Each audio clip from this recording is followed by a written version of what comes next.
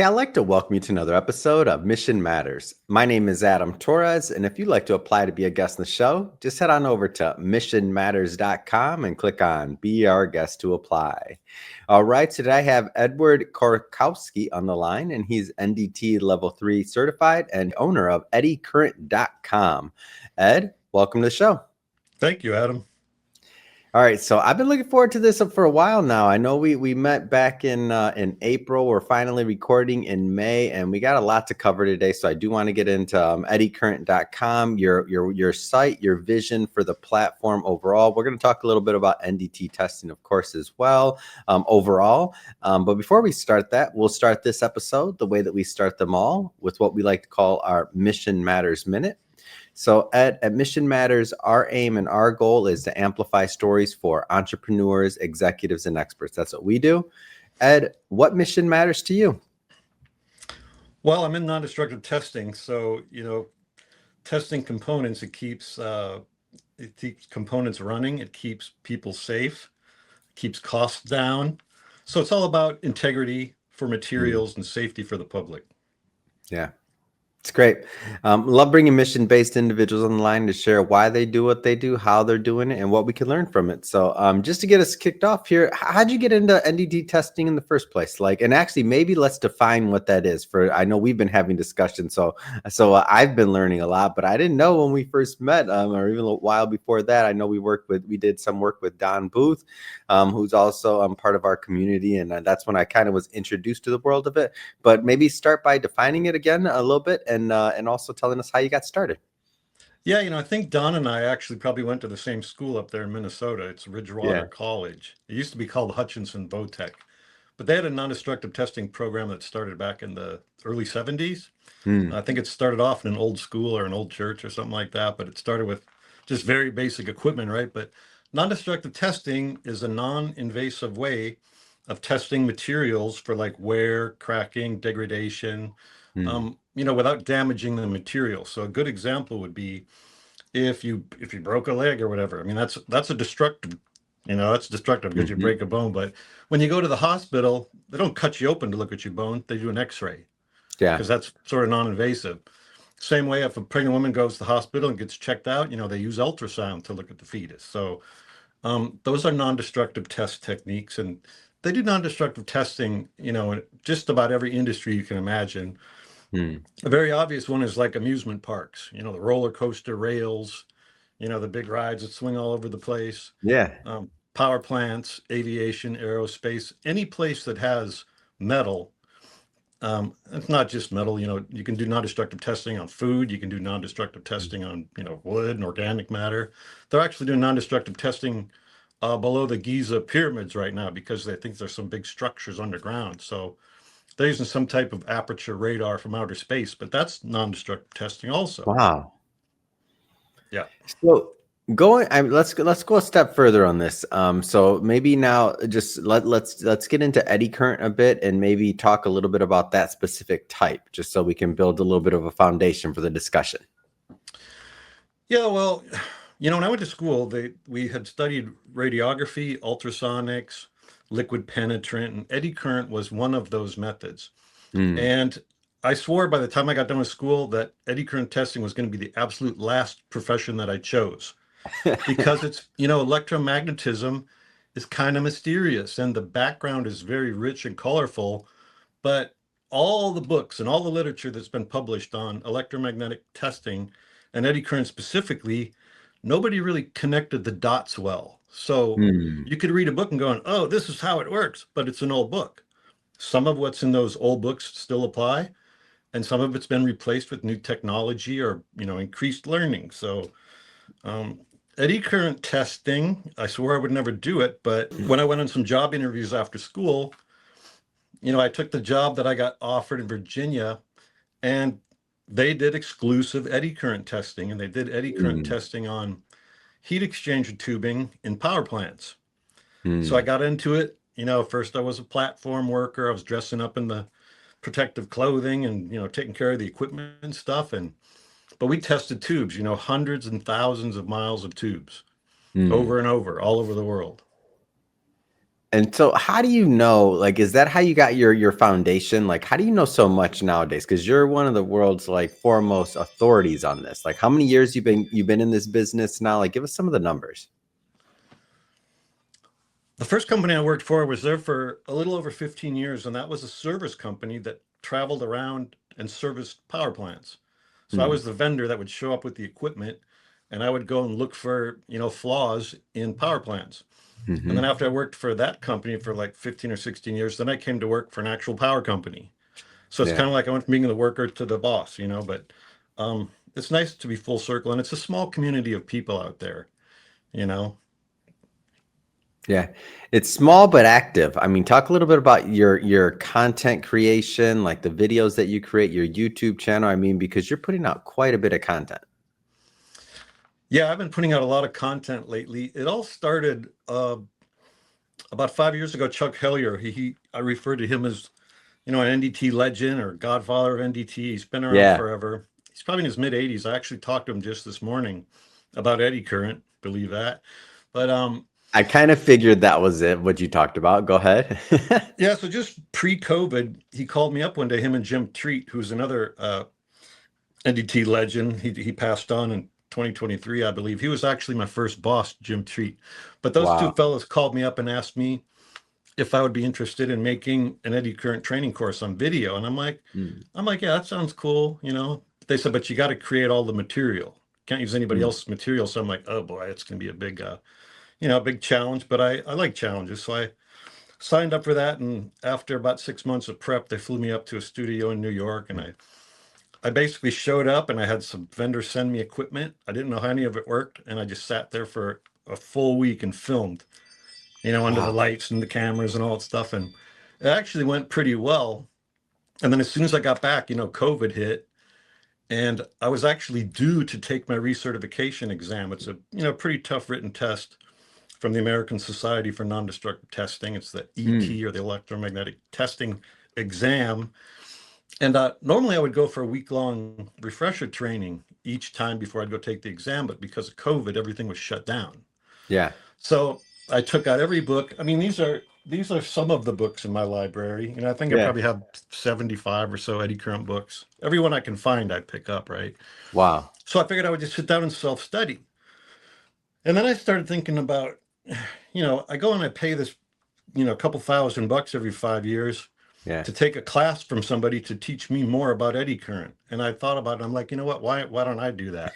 Because like I'm Mm, older now and I've been doing it for a long time and I got some schooling with it, so having all the right experience on paper. So I started teaching the electromagnetic testing. It's an exam prep course. I think they call it CPC, certification preparation course. So yeah. I started teaching that class for the S&T. So that was kind of cool. And after I made the course for Jim Treat and Chuck Hellier, I'm like, you know what? Why don't we just keep working on this?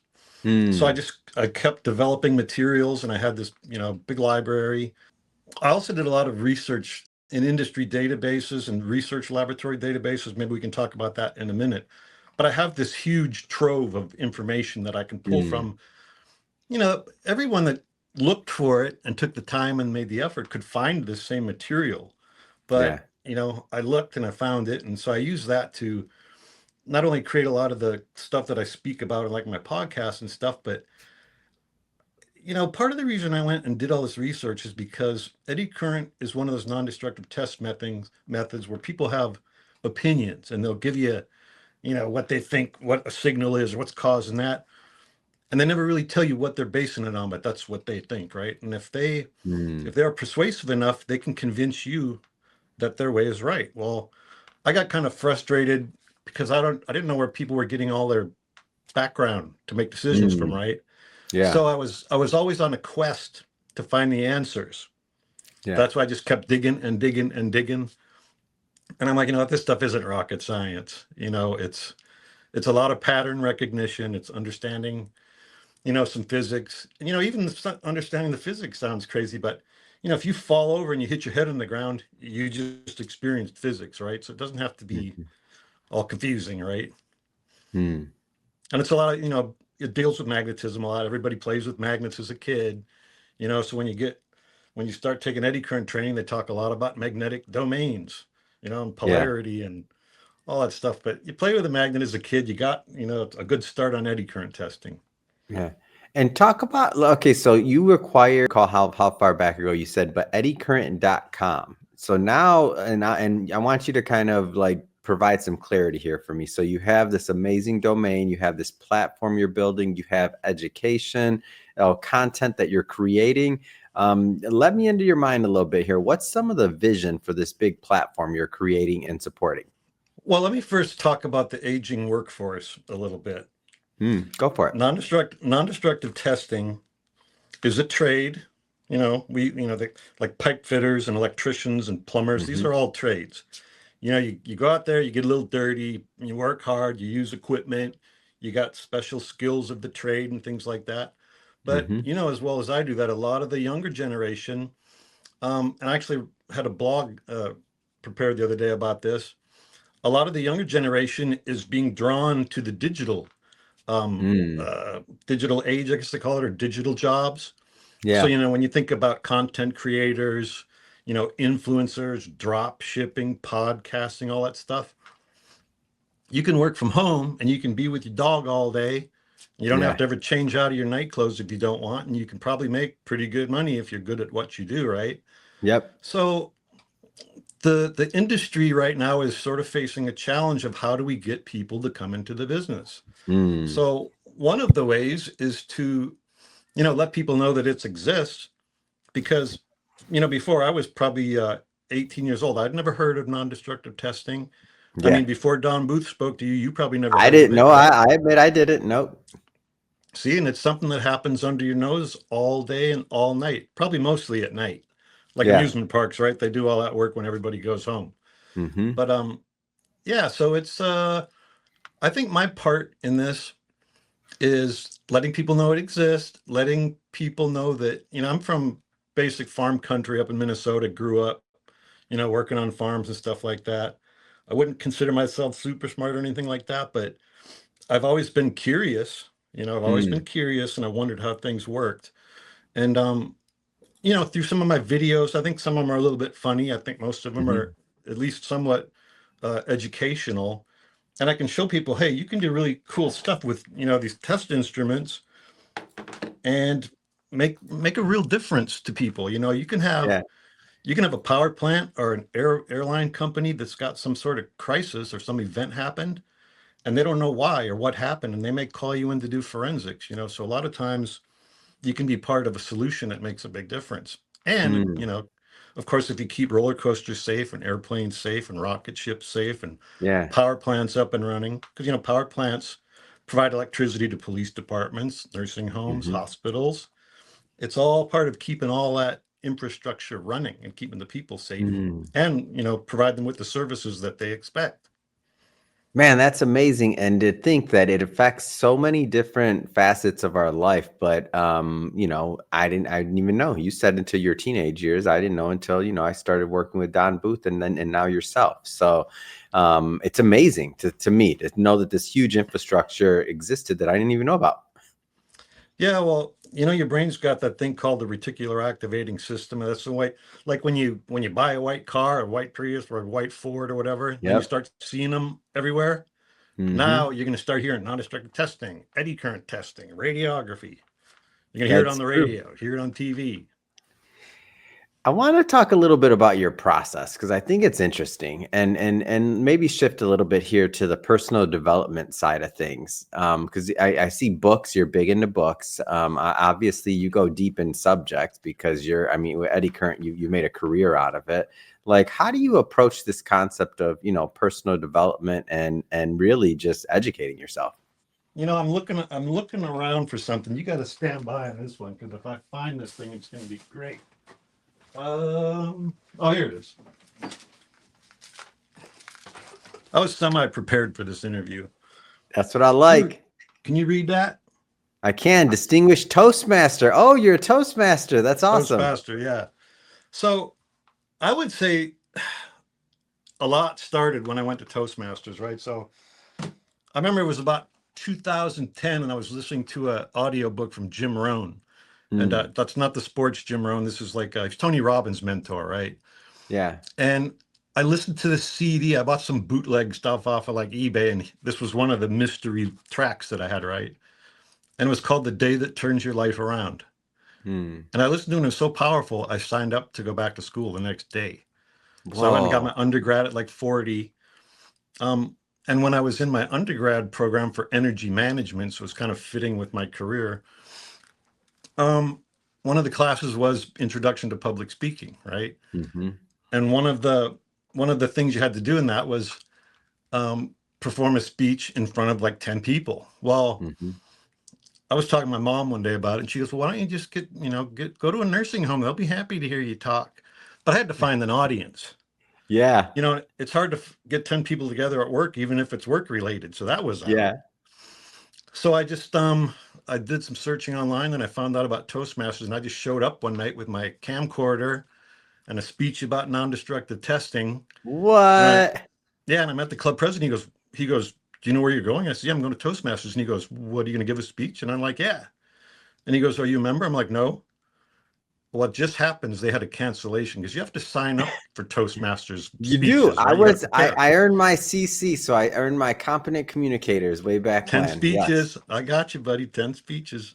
You had to work with a manual. You had to do Yes, yes, yes. So I body think it's language, hilarious. It's vocal amazing and variety. hilarious. You showed up with your speech day one. That's Yeah. amazing. Go ahead, continue. So This is a great story. so he goes, "So you're not a member and you want to give a speech tonight?" And I said, "Yeah." And he goes, "You got your checkbook?" And I said, "Yeah." And he goes, "You're on, speaker number one." So I went in there, and then, I had my camcorder, but they had a videographer for the night. And he goes, Oh, "No, you don't wow. have to worry about that. I got it." So I'm like, "Well, I really need the video." And he goes, "I'll give it to you after." So I went through there, and my knees were knocking, dry mouth, all that stuff. And at the end of the meeting, he goes, "I got some bad news. I didn't turn my camcorder on." So I Oh, had to do the whole thing over, but at least I had to practice round in. yeah. So I did 3 speeches there just to, fulfill my class requirement. But I started to enjoy it so much that I Mm, stuck with it. And eventually I became an area governor for, region of South Florida. And when you're area governors, you go around to different businesses and you teach them how to start up Toastmasters clubs in their companies. So mm, we would go to like GE, and we went to G4S, a security place. We actually started a Toastmasters club at the company that I work for now. And so it's really good to, we went to Scripps, so that's a place where you got all these doctors, brilliant doctors that are, searching for cures for cancer and all this stuff. And they're brilliant with medicine, but you put them in front of a group of people, man, and they're just as nervous as the next person. yeah, for sure. So it was fun to deal with those folks. And see, I would say that was a really good thing to do because, one of the blogs that I have talks about, and all my blogs have a lesson, by the way. I don't write them Mm, just to write, but one of them talks about the confidence that's required when you're a leader in the non-destructive testing business, mm, because you're inspecting components for a client, and if it's an unfortunate case where you find something wrong and you have to deliver this news to them, hmm. and they're on a budget and a schedule, and they got to get the plant back online, and you give them unpleasant news, they ain't going to want to hear it, right? That's true. And you better make a pretty convincing argument if a lot of repairs have to be done. Hmm. If they have to replace components that they weren't expecting, because that's big, emergent, unplanned work. Yeah, And if you go in there, looking at the ground, and you don't really sound so sure of yourself, even if you are, yeah. they're not going to get the message that you know what the heck you're talking about. So you better not only know Man, what you're that's doing, but I you got to never come made off. that connection. Yeah, that makes a lot of sense. Yeah, I said there's no room for milk toast in eddy current. Those are my blogs. I have fun That with those makes so much blogs. sense. So, wow. Yeah. So, Toastmaster, I haven't thought of that organization in a while. I'm a big fan of it. I mean, I can think about earlier in my career when I was going through my CC and doing those initial speeches, like it made a difference. I was younger and I was working. Some of the people in that particular group out of Scottsdale, Arizona, were like really tenured speakers, and some of them were really, really good and like spoke professionally. And they would go there, and they had earned their like higher level like certifications, and they were like really sharp. And I, looking back now, I was very very fortunate to have such a good group that, took the time to give feedback and to, make sure that I got better along the way. What are you digging for now, man? I see you over You know there, what's so Ed. funny? I swear to God, I did not plan this. I was just looking through my drawer, and you know what?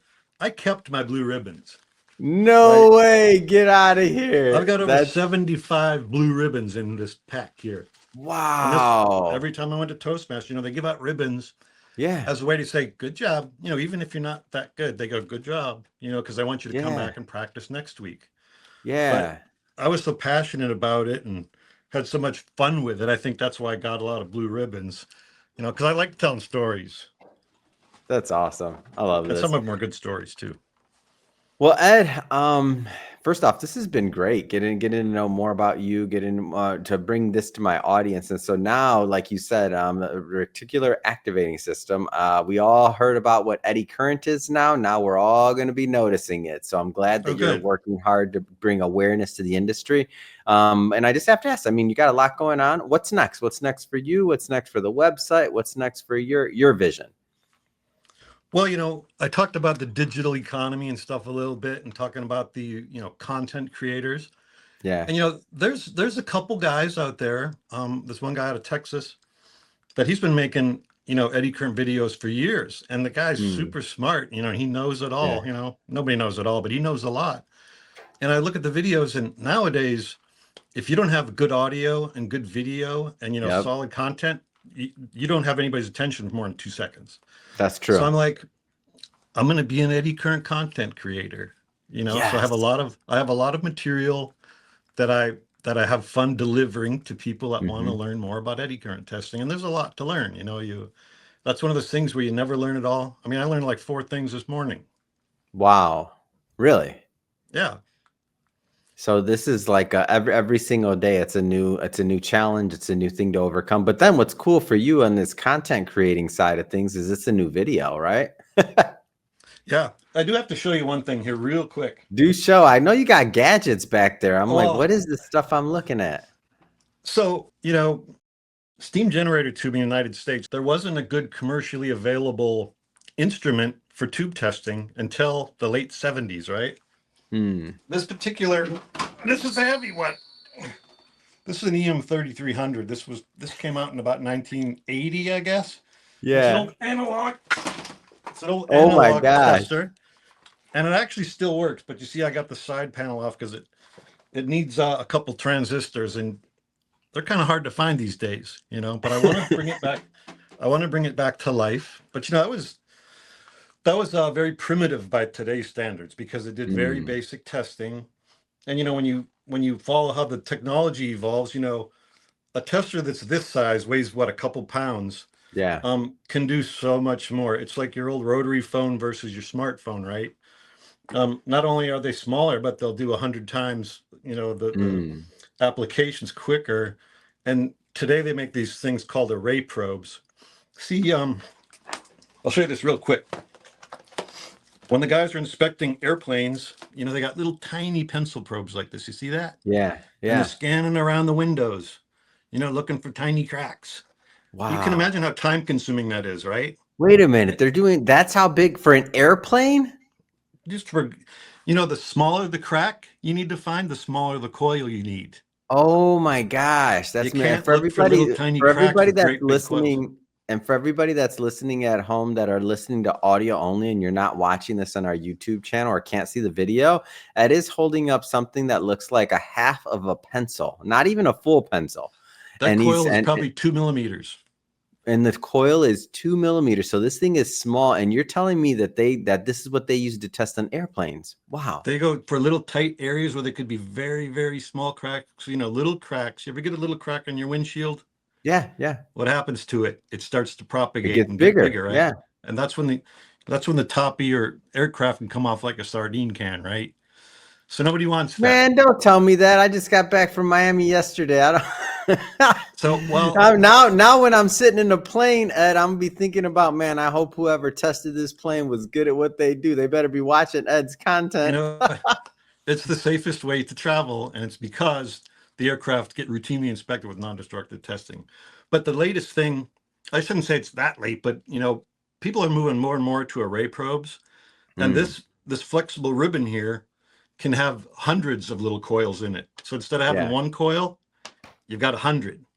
So Yeah. now you can scan a whole area, and because it's so big and it's got so many coils, you can always have complete overlap, 100% coverage, and your probability of detection of flaws is a lot higher, so you'll have less Mm, misses.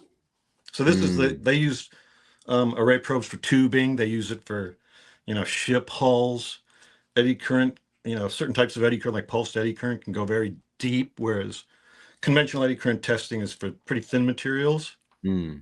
Like this is a rotating scanner, and this is a probe that has a small coil in it, and this rotates. So when they take Mm. all the rivets out, they'll scan the holes with a rotating scanner to look for cracks. Whoa. Whoa. There's all sorts. This is a rotating probe that they inspect tight radius U-bend tubes with. So as it's Whoa. going in and out, it's also spinning at like 500 RPMs. So it's Dang. complex, a lot of sophisticated equipment is used. It's a very interesting field, a lot to keep up Man, with. it is. It's like you're playing with a bunch of gadgets over there. It seems All sorts of interesting. gadgets. I get it. Yeah. Well, Ed, man, this has been fun, and thank you for sharing some of the I shouldn't say toys, but instruments that you're Yep. using to keep us safe out there. But to me, it looks like a lot of fun too. I'm like, man, It that looks is. fun. That being said, if somebody wants to follow up, start following your content, if they're not already, I know you have eddycurrent.com. What about the YouTube channel and everything else? How do people connect with you? Well, first thing, my email is easy to remember. It's Mm. ed@eddycurrent.com. And the YouTube channel name, because you can't have any like periods in the name, Yeah, it's yeah, Eddy yeah. Current, Eddy Current DOT.com. Yep. So one thing that's nice about the YouTube channel is basically what I've done is make playlists of every company that sells eddy current equipment. Mm. And most of those companies have made videos for all of their test instruments and equipment. So if you Yeah. just go to eddycurrent.com, you can see everybody else's stuff, Yeah. plus That's some of great. my stuff. That's awesome. And for everybody listening, just so you know, we'll definitely put the links onto the in the show notes, so you can just click on the links, head right on over, and check out what Ed's site and also his YouTube channel, of course, and his other content. Speaking of the audience, if this is your first time with Mission Matters and you haven't done it yet, hit that subscribe or follow button. This is a daily show. And Ed, you're holding something up there. I want you to talk about that for a moment before we sign off, because I know that's also available at your eddycurrent.com website, I believe, right? Yeah, it's a little plug, but I feel passionately this is one of the best tools that any eddy current technician can have in their toolbox. This was developed by the government back in the late 60s. Guy by the name of Russell Brown, actually. But it's an old analog slide rule that you can use to calculate things like what test frequency should you use for a certain thickness and type of tubing. Mm, And everybody today likes black boxes and calculators and Excel sheets and all that stuff. But the more you use this tool, your intuition for what you expect the answer should be, it starts to mm, develop. And after a while, wow. you become a wizard with this little thing, and you kind of got to hide them because people will steal these.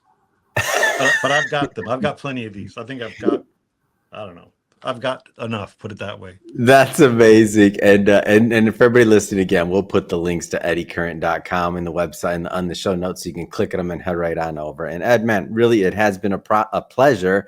Thanks so much for coming on the show today. I really Yeah. enjoyed it. Thanks, Adam. See you later.